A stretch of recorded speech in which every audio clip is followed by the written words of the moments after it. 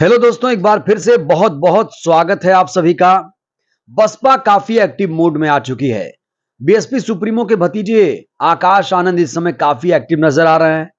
मध्य प्रदेश की राजधानी भोपाल में ताकत दिखाने के बाद, दमखम दिखाने के बाद अब वो राजस्थान का रुख कर चुके हैं।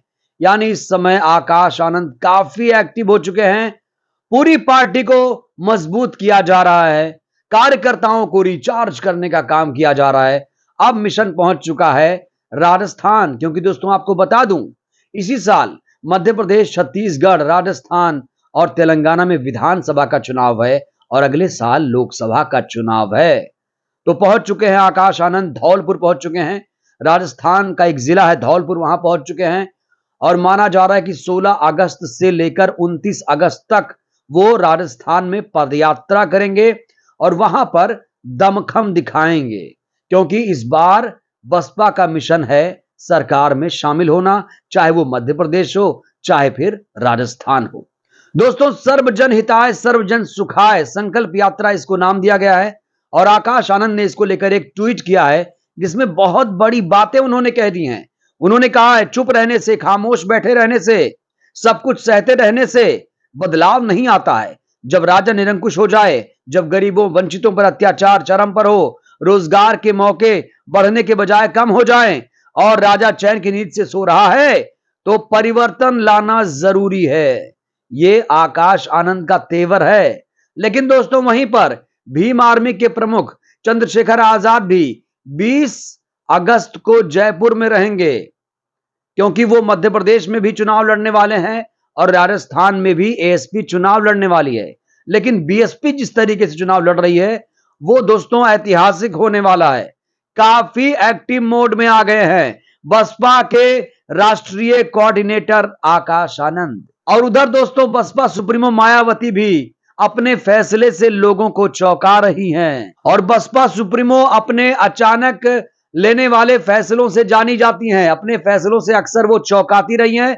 आपको बता दूं, इस समय वो उत्तर प्रदेश की राजधानी लखनऊ में है और आपको बता दूं, उत्तर प्रदेश के मऊ जिले की घोसी विधानसभा पर उपचुनाव होने वाला है। इसी उपचुनाव पर बसपा सुप्रीमो की निगाहें टिकी हुई हैं। तो चलिए घोसी उपचुनाव के बारे में थोड़ी सी जानकारी आपको दे दूं। थोड़ा अपडेट ये आ रहा है कि घोसी जो चुनाव है दोस्तों, वो 5 सितंबर को होने वाला है।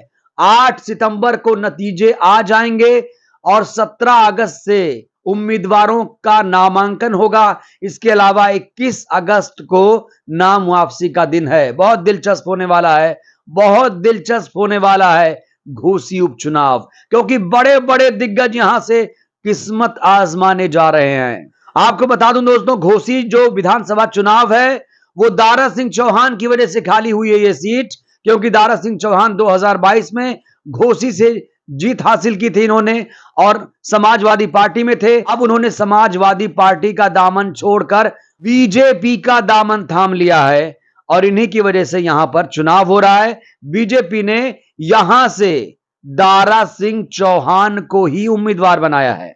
और वहीं दोस्तों, वहीं मैं बात करूं समाजवादी पार्टी की, समाजवादी पार्टी खासी एक्टिव हो चुकी है घोसी चुनाव को लेकर। समाजवादी पार्टी के मुखिया अखिलेश यादव खासे एक्टिव नजर आ रहे हैं। घोसी चुनाव को लेकर एक बहुत बड़ी रणनीति भी समाजवादी पार्टी तैयार कर रही है। समाजवादी पार्टी ने यहां से सुधाकर सिंह को अपना प्रत्याशी घोषित कर दिया है। सुधाकर सिंह ठाकुर समाज से आते हैं, जबकि दारा सिंह चौहान ओबीसी समुदाय से आते हैं। दोस्तों, घोसी में अगर मतदाताओं के समीकरण की बात करूं तो काफी जटिल समीकरण बन रहा है।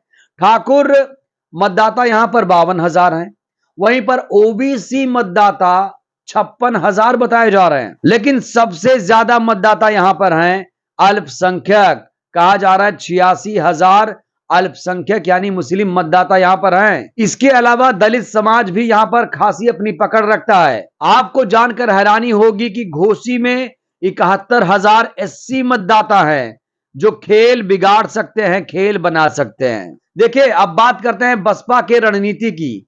बसपा के बारे में जान लीजिए। बसपा की जो प्रवृत्ति रही है अभी तक की, उपचुनाव लड़ने की नहीं रही है। बसपा उपचुनाव लड़ने में दिलचस्पी नहीं दिखाती है। दोस्तों, आजमगढ़ लोकसभा का चुनाव तो लड़ा था, लेकिन खतौली का चुनाव बसपा ने नहीं लड़ा था। दोस्तों, जानकारी मिल रही है, जानकारी ये आ रही है कि बसपा घोसी में किस्मत नहीं आजमाएगी। बसपा सुप्रीमो ने फैसला लिया है कि बसपा घोसी से चुनाव नहीं लड़ेगी। और इससे दोस्तों बताऊं आपको, इससे बहुत बड़ी चीज क्या हुई है, इससे दो चीजें हो रही हैं। खास तौर से अब मुकाबला बीजेपी समाजवादी पार्टी के बीच रहेगा। और जो लोग ये कह रहे थे कि बहन जी बीजेपी की बी टीम है, वो लोग ये जान लें कि ये जो फैसला लिया गया है इससे बीजेपी आहत है, बीजेपी हैरान है। क्योंकि दोस्तों यहां पर समाजवादी पार्टी का पलड़ा भारी हो जाएगा। सुधाकर सिंह के जीतने की प्रबल संभावनाएं बढ़ जाती हैं बसपा के मैदान में ना जाने से। और इससे बहन जी ने इंडिया गठबंधन को भी एक संकेत दे दिया है। इससे बहुत बड़ा संकेत इंडिया गठबंधन को भी गया है, क्योंकि बसपा के घोसी चुनाव ना लड़ने से बीजेपी को बड़ा नुकसान हो जाएगा। और इंडिया गठबंधन को साफ तौर पर बीएसपी सुप्रीमो ने मैसेज दे दिया है कि वो बीजेपी के खिलाफ है, मोदी के खिलाफ है, योगी के खिलाफ है। दोस्तों, कहा जा रहा था कि समय नहीं था, खासतौर से रणनीति 2024 की चल रही है। मध्य प्रदेश, छत्तीसगढ़, राजस्थान, तेलंगाना में वो फिलहाल रणनीति बनाने में व्यस्त है बीएसपी सुप्रीमो, और इसीलिए समय ना रहने की वजह से उन्होंने घोसी से अपना उम्मीदवार नहीं उतारा। लेकिन क्या बसपा सुप्रीमो का यह फैसला सही है? दोस्तों, आपको बता दूं कि घोसी में लगातार बसपा 3 बार से मुस्लिम उम्मीदवार उतार रही थी, और इसके चलते यहां पर 70,000 मुस्लिम मतदाताओं के वोटों का विभाजन हो रहा था। इस बार सीधे मुकाबले में सपा इन वोटों की हकदार हो जाएगी। दोस्तों, वैसे आपको बता दूं यहां पर ओपी राजभर और मुख्तार अंसारी का जो परिवार है उसका असर नजर नहीं आ रहा है। लेकिन बड़ा सवाल यही है कि दलित मतदाता किधर जाएगा। आपको बता दूं कि दारा सिंह चौहान लोनिया जाति से आते हैं, ओबीसी समुदाय से आते हैं, उस तरफ जाएगा या फिर समाजवादी पार्टी के क्षत्रिय उम्मीदवार सुधाकर सिंह के पक्ष में जो दलित मतदाता हैं वो किधर जाएंगे, ये बहुत बड़ा सवाल है। दोस्तों देखिए, बसपा एक बहुत बड़ी पार्टी है, बहुत बड़ा दल है, उसके अपने वोटर्स हैं। अगर बसपा सुप्रीमो यहां से उम्मीदवार उतारती तो जाहिर तौर पर उन्हें यहां पर भारी भरकम उनको वोट मिलता, और जीतने की संभावनाएं भी यहां पर प्रबल हैं।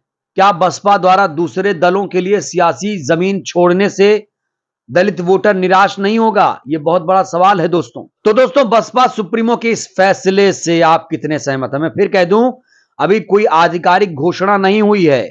सूत्र लगातार ये बता रहे हैं कि बसपा घोसी में अपने उम्मीदवार नहीं उतारेगी। और ऐसे में जो फैसले लिए गए हैं फिलहाल, क्योंकि 17 को यहां पर नामांकन है, आज 16 अगस्त है, तो आप समझ सकते हैं कि दिन अब बचे नहीं, समय बचा नहीं है। तो ऐसे में माना जा रहा है कि बसपा यहां से अपने उम्मीदवार नहीं उतारेगी। बसपा सुप्रीमो का यह फैसला आपको कैसा लगा? अगर बसपा यहां से चुनाव नहीं लड़ेगी तो कौन पार्टी जीत सकती है? आपकी राय क्या है? इस वीडियो पर अपनी प्रतिक्रिया आप जरूर दीजिएगा। कमेंट बॉक्स खुला हुआ है, हमें आपकी प्रतिक्रिया का इंतजार रहेगा। वीडियो को लाइक करिए, चैनल को सब्सक्राइब करिए और वीडियो को जन जन तक पहुंचाइए, जिससे बहुजन समाज जागरूक हो। जय भीम, जय भारत, जय संविधान।